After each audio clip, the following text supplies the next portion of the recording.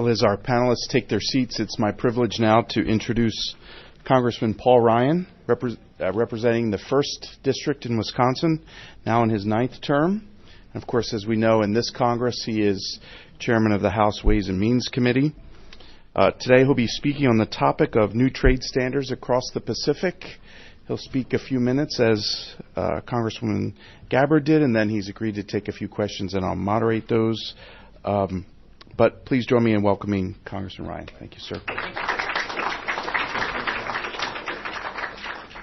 Afternoon. Welcome to the Ways and Means Social Security Subcommittee. Tight quarters here, isn't it? How about if I just gave a few comments and then just open it up? Our negotiators are right now in Atlanta negotiating in another ministerial over TPP. There are a lot of outstanding issues that have to get closed for this to be completed. And we're hopeful that they can bring these to successful conclusion, but this has to be a very high standard, high ambition agreement for it to get support in Congress. So our thinking here is to make sure that we honor substance over speed. There's no point in getting it done quickly if it doesn't give us the kind of quality trade agreement we need to have a quality trade agreement. TPP offers enormous promise, we believe. This is 40% of global GDP, $1.6 trillion in goods and services each year. But more important than that is this is a template for writing the rules of the global economy in the 21st century for the world and for Asia in particular. It's an open architecture in the sense that it invites other countries to join this high ambition treaty when they're ready and if they want to seek admission into this. So we think TPP holds great promise. We think, I just listened to part of the panel discussion here on China.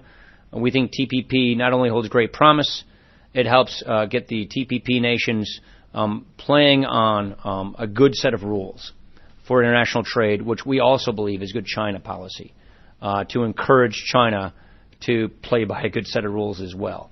And so we think TPP holds wonderful promise. We're hopeful, but we want to make sure we get a good agreement. That brings me to China.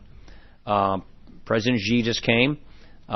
We articulated our concerns, we being myself, my counterpart on the Democratic side of the aisle, Sandy Levin, Orrin Hatch, the Senate Finance Chairman, and the Ranking Member, Ron Wyden, sent a lengthy letter articulating our concerns on SOEs, on IPR, on cyber issues, on the BIT.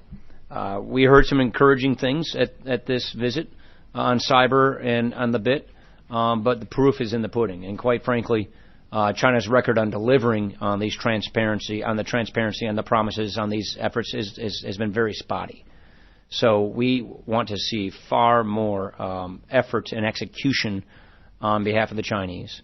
And we think that our TPP policy is one that should help encourage China to come and join the playing field as an equal player playing on the rule of law.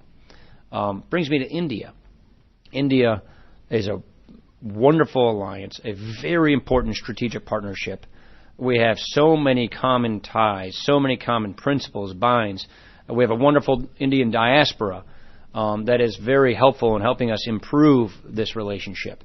We're encouraged by Prime Minister Modi's agenda. We hope that he can operationalize his agenda into action. We do have some concerns with trade with India. We do have some concerns with the progress of opening trade so that Americans can get the full benefits of this bilateral relationship, so that our farmers and our ranchers and our manufacturers and our producers can have access to the Indian market. And so the list is long and known, but I have a lot of optimism for our strengthening bilateral relationship with India, and I'm very hopeful that the Modi government will put some of these reforms in place. So taking the region as a whole, I see this as a tremendous opportunity. I think TPP is one of our great opportunity policies, and I think we need a much bigger Navy. I won't go into all of those issues, but that wasn't what I was here to talk about. But I can go on and on about that policy. But good to have you, and I'd be happy to answer your questions. Why don't we take two or three, and that'll give the congressman more time to respond, sir. And then over here. What do you expect? What do you expect Japan, for example, to help us out on TPP? In terms of TPP, including military aids because of China. Yeah. And all that. Just if you can comment on it. I won't go into the details of the negotiations on TPP because it's fairly delicate. So we understand each other's positions extremely well. There are dairy issues, there are auto issues, content issues, but I don't want to go into the specifics of that because they're at a very delicate stage of those negotiations. Japan is the big player in the TPP. I'm very pleased that they reinterpreted the Constitution as they've done. I think Abe's made the correct move, and he's been backed up by the cabinet and the Diet, and I think that was the right thing to do. And I think that we should welcome this strengthening strategic partnership with Japan. I was in Yokosuka at the naval base about a year ago on the George Washington. Our military alliances are spectacular. I would like to see a resolution to Okinawa, to the base issues there. That has been dragging along a little bit. I understand it's bad domestic politics, but we're going to have to get a resolution to Okinawa. And the sooner the better as far as I'm concerned. So I think that Japan's moving in the right direction. I think Abe is a once-in-a-generation kind of leader. And I hope that we can improve this relationship with a great, strong, high-ambition TPP. Are you thinking about one little more or what? I'm not going to get into that. I don't think I should answer that question. Yeah.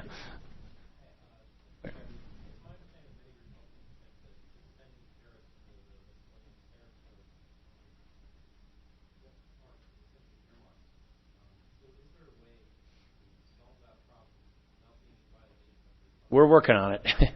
I think there's a way. So for folks who aren't into this, MTBs, miscellaneous tariff benefits, are tariffs on small set of products that not many users use, but there are no domestic producers. So what we're doing with these tariffs is we are needlessly raising the prices of American consumers by having taxes on these goods coming into America that no American company makes. So it's really tax, and I see these as taxes, not as earmarks, but because there aren't many that perceptibly benefit from it, there's been an issue with our earmark rules here in the House. We are trying to find a process by which we can process through MTBs so that it doesn't violate our earmark rules. Mick Mulvaney and Pat Tiberi, two members. Pat Tiberi is the chairman of the subcommittee. Mick Mulvaney is a member from South Carolina, very interested in this. They're trying to come up with a compromise that makes sure that we do not violate our earmark rules, but we can get at this issue so that we can stop needlessly raising the prices of consumers. Rob Portman's done a lot of good work on this in the Senate. We're trying to basically bridge those approaches. Don't have a timeline. There's been talk of putting this in the customs bill, which was coming close. We're making progress in the customs bill. But I don't want to weigh down and delay the customs bill if we can't get this settled by then. But I think this session we can and should have a resolution to the MTBE issue.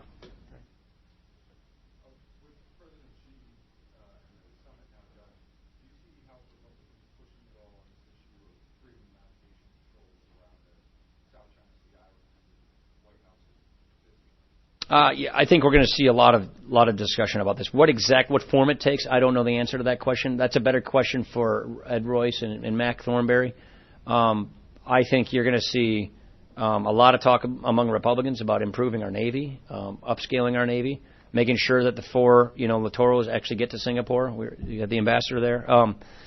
And I do think you'll see on our side of the aisle much more attention paid to the South and East China Seas. What form that takes place, I'm not sure right now at this time. It was just suggested, I believe, on the panel on the South China Sea that there's a mixed messaging coming from the administration on this question you just discussed. Yes. David Chu was mentioned and then Carter's statement. And I think it's obvious that the mixed messaging reflects a real debate within the government about how to respond to these issues. But is the mixed messaging Yes, but that's look. I ran against these guys 4 years ago, so I don't agree with this foreign policy at all. So I don't mean to be partisan. I'm just saying you're asking a guy who disagrees with it to tee off. It's a nice softball, but I'm just not going to hit it. I think that they've made so many mistakes in the Middle East with respect to Russia, NATO, and the best salvageable foreign policies, hopefully Asia. I think TPP is a piece of salvaging a good foreign policy, but I worry we're taking 2 steps forward with trade and then taking a couple steps back with our naval policy. Congressman, thank you very much, and thanks for pulling it back Thank you. to trade. You've got a vote, but thank you.